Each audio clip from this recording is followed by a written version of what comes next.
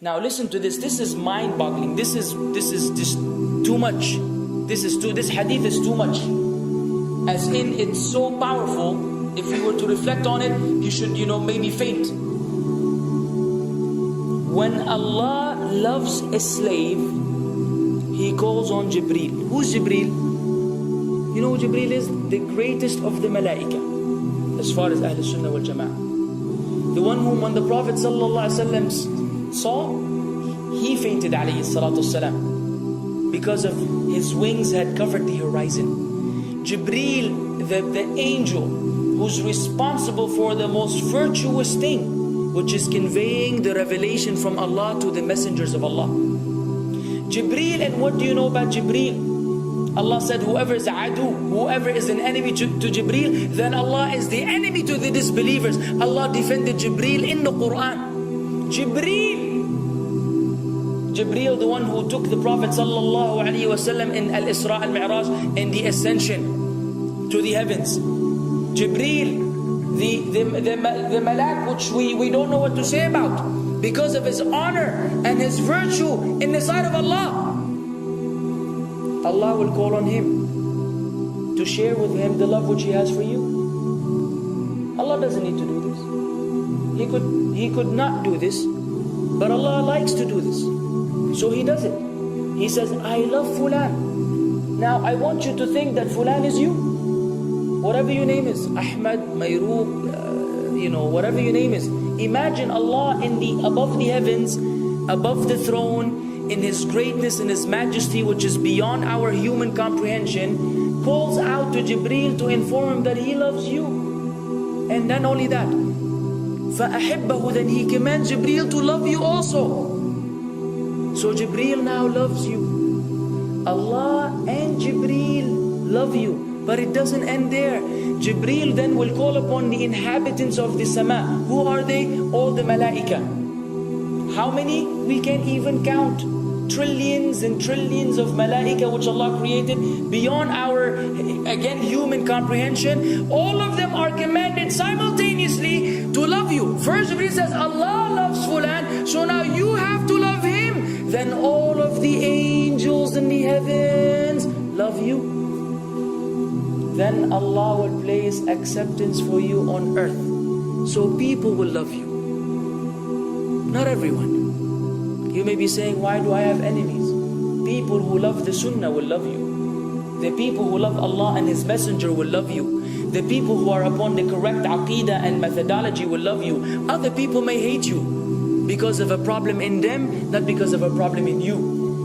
Because you may say, well, this fasiq, this evil, disobedient person doesn't love me. Don't expect him to love you. He loves people like himself. Who will love you? Righteous people. Righteous people. They don't know why. They don't even know why. You've never even given them $1 or a riyal or a pound. You've never done anything for them. Maybe you scream at them. Maybe you do other things. It's Allah. Why? Because Allah had loved you first, then Jibreel had loved you first, then the malaika loved you afterwards, then Allah put acceptance for you on earth, so people have no choice but to love you. We ask Allah to make us among them. Now what better than that? What else do you want? What else do you want? What? If you're a person whom Allah loves, in every movement you go, you do, you pray, you sleep, whatever you do, you are among those whom Allah loves and Jibreel loves and the angel loves. What else do you want, ya akhi? You're guaranteed success in this life and in the life to come. Guaranteed. No way Allah will punish you. No way. No way Allah will punish someone whom He loves. But the hadith doesn't stop. The hadith has a very saddening continuation, which we should seek refuge with Allah from. وَإِذَا أَبْغَضَ عَبْدًا, and if Allah hates a slave, He also calls on Jibreel. And He informs Jibreel that He hates this person. So He will command Jibreel to hate this person. Then Jibreel will tell the angels to hate this person. Then Allah will put hatred for him on earth.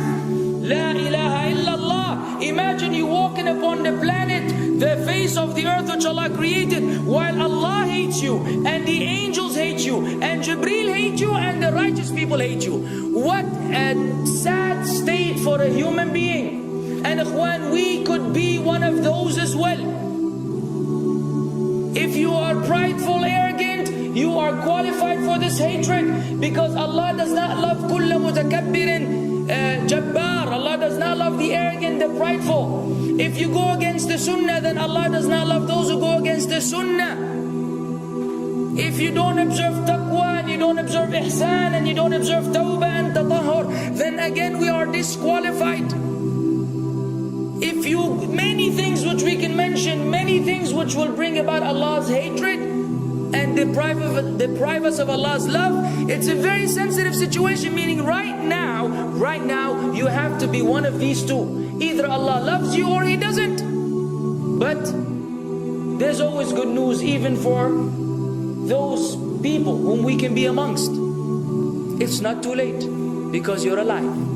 It's not too late because it's Ramadan. It's not too late because you're breathing. Even if you led a life of someone who had attained Allah's hatred, if you were to return to Allah, then Allah will love you and be happier. He will be so happy with your tawbah than a man who lost his mount in the desert. Upon it was his food and his drink, and then he waited under a tree for death. And all of a sudden he opened his eyes and he sees his camel or his horse or whatever that was right in front of him. And he gets so happy, he said, Allahumma anta abdi wa ana rabbuka. Oh Allah, you are my slave and I am your Lord. Kufr. He said a statement of kufr, but the Prophet ﷺ said, أخطأ من شدة الفرح. He made a mistake because he's so happy. You know when you're so happy that you may say things against what you want to say?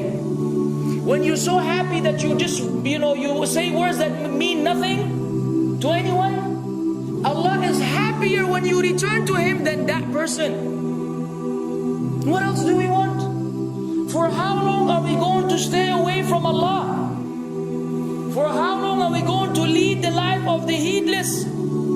For how long are we going to go against the sunnah? What are you waiting for? Death? Death.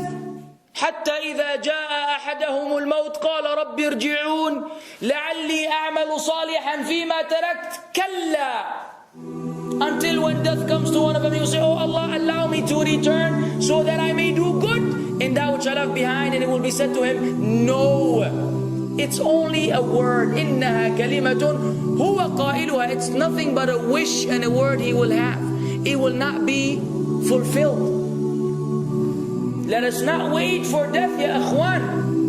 If each one of us here, by Allah, if each one of us here acted upon the sunnah, lived according to the sunnah, and invited people to the sunnah, and enjoyed what is good, and forbade what is evil, wallah, we will make a major change in the city in which we live. And if Muslims hearing this all over the world had that same attitude, then we will change the condition of the whole ummah. So no enemy can come and play games with us. We will squash them, all of them.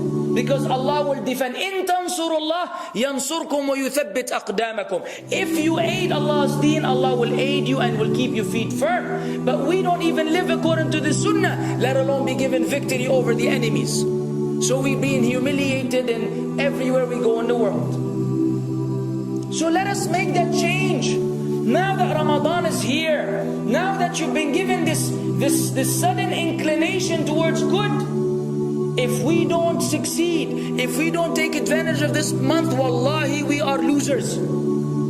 If Ramadan ends and you are the same way you were before Ramadan began, then one of us is a loser. If we don't return to Allah after Ramadan, then we are losers as well.